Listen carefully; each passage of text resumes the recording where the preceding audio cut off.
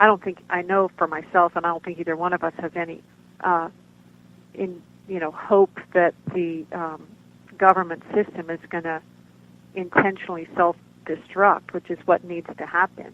However, I think that there is this three-stage strategy that we can engage in that, continues to help take care of those who are most disenfranchised while we dismantle the government. And, that kind of gets more into stage 2 with the real shrinking of the government until it is obsoleted by our working out our voluntary decentralized systems. So it's really, to me, I really appreciate this question because it gets straight to where some of the most difficult part of this process lives, in my opinion, about how do we actually make this happen, starting right now in each of us. And the thing about the Taurus that for me, I think about all the time has to do with the fact that what's most unique is that it's distinct and unified at the same time. So it's actually made out of its environment and at the same time distinct within it, like a whirlpool. And to me, that's the crux of the matter right there. Like in every relationship, whether it's an interpersonal relationship in a couple or in our own relationship in our neighborhoods or groups or families or larger bodies, it's who am I individually and who are we together. And so to me, that really informs this whole process of how are we actually going to get from here to the world that we're talking about. And that's where I would just like to have that part be entered in here in terms of why we would recommend anything having to do from happening from the inside. Hi, this is Uranus. I just want to jump in with a real quick question.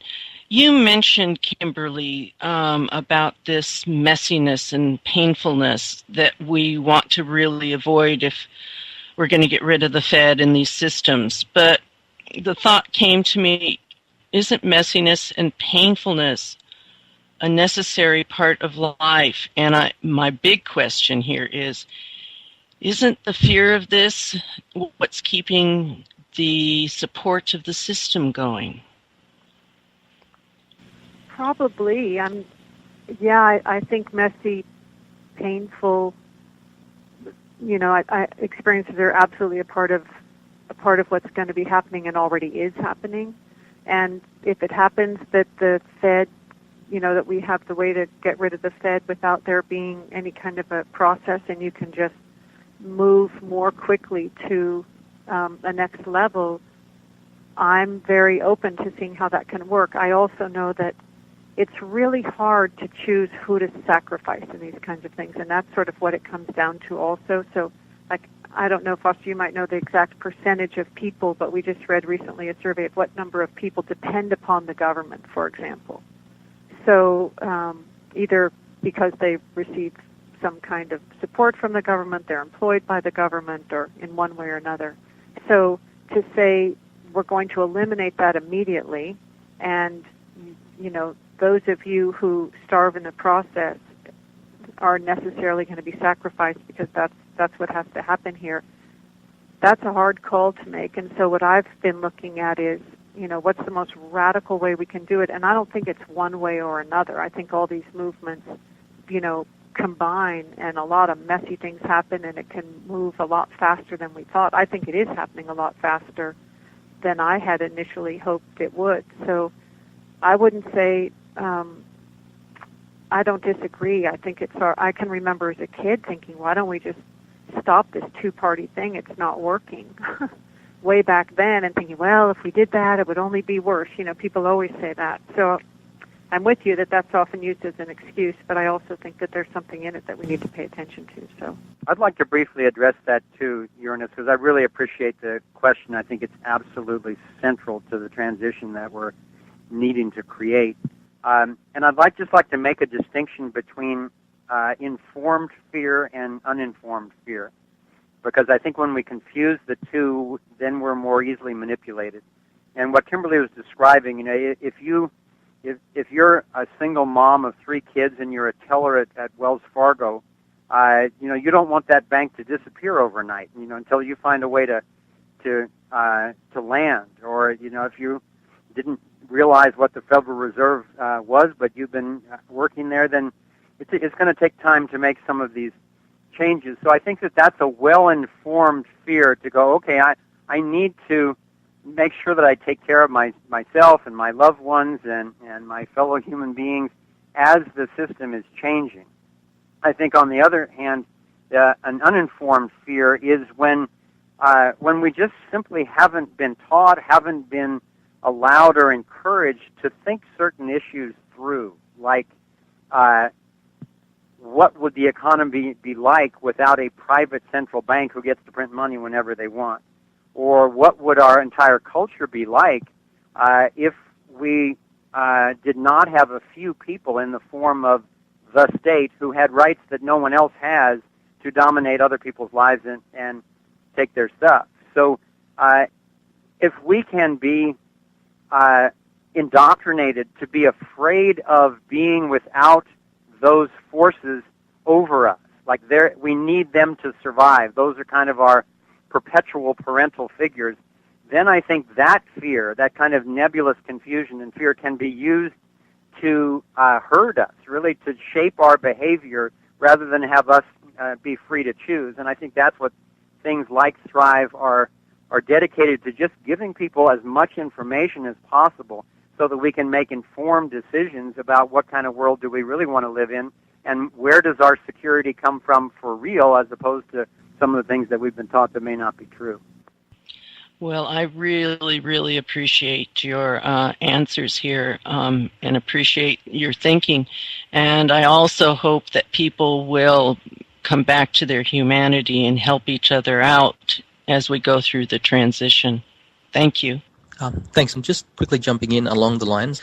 It's interesting that you mentioned, I guess the gist of what you're saying, Kimberly, and correct me if I'm wrong, is that we're trying to lessen the pain by making it a slow transition. It's transitioning from the Fed to a new system to avoid pain for people. But what I see difficulty in that is that, as you know, of Catherine Austin Fitts, the powers that be sometimes use slow transitions, such as the slow burn, to keep control of the situation. So sometimes it's necessary for the transition to be quick because then chaos ensues and the powers that be lose control. So what's your opinion on the transition and trying to slow it down?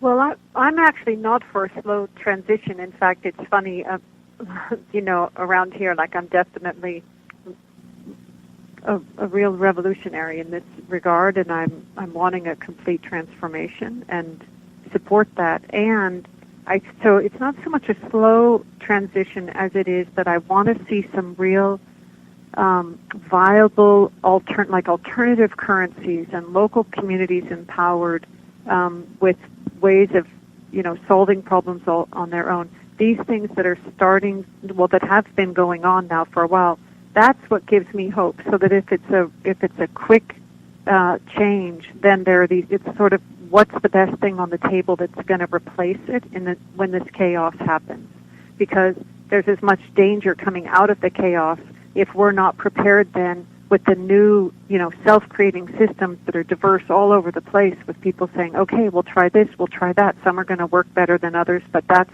the mess of what needs to evolve. I mean, I'm all for that. It's just that empowering those alternatives is something that that's what we're hoping to do. And in fact, at thrivemovement.com, you can actually get academic credit for helping to create some of these, self-empowered communities, or engaging in any of the other solutions that we mentioned, just in order to help inspire, young people to get out of the typical mode and create these alternatives so they will be on the table. So I can't say I'm a proponent of slow change. What I am, though, is trying to be, I guess, to be able to have a plan kind of any way you go. If it goes fast, great, it goes fast. And if it's going to be something that people are taking time with, then I want to be going at it in just as steadfast a way. So I'd also add to that a quality of slowness that I think aligns with naturalness. And in that sense, it's slow rather than being sudden and violent, is the principle that Gandhi and King and others have used of nonviolent non-participation. because you could do something very quickly by having, the 99% all take up arms and, take over the Capitol or something like that. Things might happen very quickly, but not organically. And it would be based on a level of violence that would just be more of the same, as has happened in so many revolutions in the past. But with nonviolent non-participation, what happens is that the power of a pyramid is in its base, not in its capstone. So as masses of people wake up to realize how our lives are being destroyed by a dishonest system, we can literally choose to shift our attention, which means to shift our money and shift where we buy, where we invest, shift out of being willing to participate with, sending our children off to wars of aggression and taking our money out of the banks that are destroying so many people's lives and so forth. And as that shift starts to occur, which it is already, it will multiply geometrically. I think the rate at which things will change will surprise everybody, in the same way that the rapidity of the spread of Occupy is virtually unprecedented across the globe. So that's the kind of geometric expansion we're going to see as people get highly leveraged individual actions that they can take in their daily lives that don't take a lot of time and money, that take the support away from these hierarchical organizations of domination and seek out new places to put your money, new places to work, new places to relate to each other that are based fundamentally on integrity and on individual freedom, as opposed to being based on fear and domination and who's got the most money and all of that. And that is in a sense, it's a slow process in that it's a withdrawal rather than a force or coercion. But at the same time, I think it's going to happen so fast because it will be self-reinforcing that people won't experience it as slow compared to what's been going on. Yes, it'll reach a tipping point. Yes. Many thanks. I'd like to speak one thing into that, the notion of non-participation, because I really think that is at the crux of the matter of the revolution that I'm feeling is most likely going to happen, which is, and I think it's partly coming from the response that we're seeing to Thrive. It's like the number of people who are actually more willing to engage, seemingly, in what I think of as unconflicted behavior. The way, in my experience, what I believe is that if to get from here to where we want to be, it takes a combination of two things, and they have to work together, and it's passionate intent and unconflicted behavior. And, passionate intent is a lot easier to muster than unconflicted behavior, and in fact, figuring out what unconflicted behavior has been a real challenge. And, I know in my own life I used to work to help stop coal and nuclear power projects. And my ritual was every other week we met, and I would, drive across town to these meetings, and on my way I would pull into the conveniently located Bank of America parking lot and deposit my paycheck and then go off to my meetings, because I didn't understand that banks use our deposits to make loans to the corporations so that they can fund their projects. And I didn't understand that Bank of America was actually funding the same corporations I was then driving across town to try to stop. So it doesn't matter how passionately intent I am on stopping those dirty technologies if I'm also funding them at the same time.